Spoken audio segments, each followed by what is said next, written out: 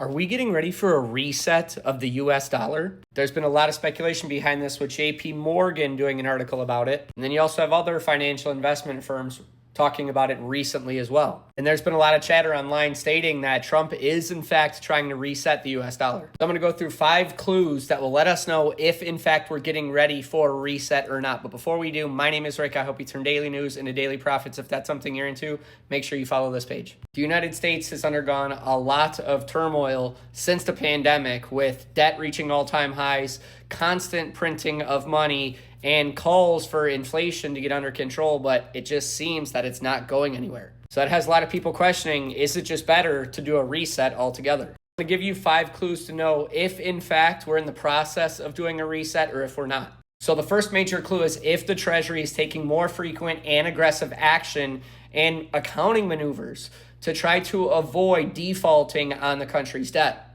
Some of the things we may see happen if the Treasury starts to do this is a suspension of investment in trust funds such as unemployment benefits and healthcare benefits.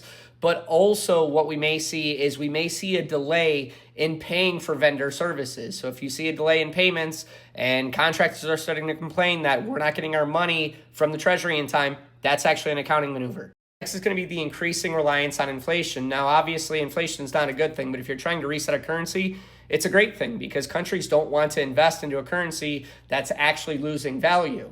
On top of that, when inflation is persistent, what that does is it helps loosen up monetary policy, not only for the government, but for banking institutions too. Both of those things we're seeing right now. And then number 3 is going to be a move to change the currency regime, meaning that the country is actively trying to move away from whatever currency it's using and attempt to use a new currency, therefore ultimately killing the reliance of their current currency and trying to shift focus onto that new currency. And there's been a lot of speculation since this guy's attempting to move us to crypto, if that's what he's doing. And the next major clue is if the media and politicians are calling for debt restructuring, basically meaning that they're accepting the fact that we're not going to be able to pay our debt back, so let's just restructure the whole thing. That way we can just wipe it out as quick as possible. And this is not something that we've seen a lot of in the United States, at least yet.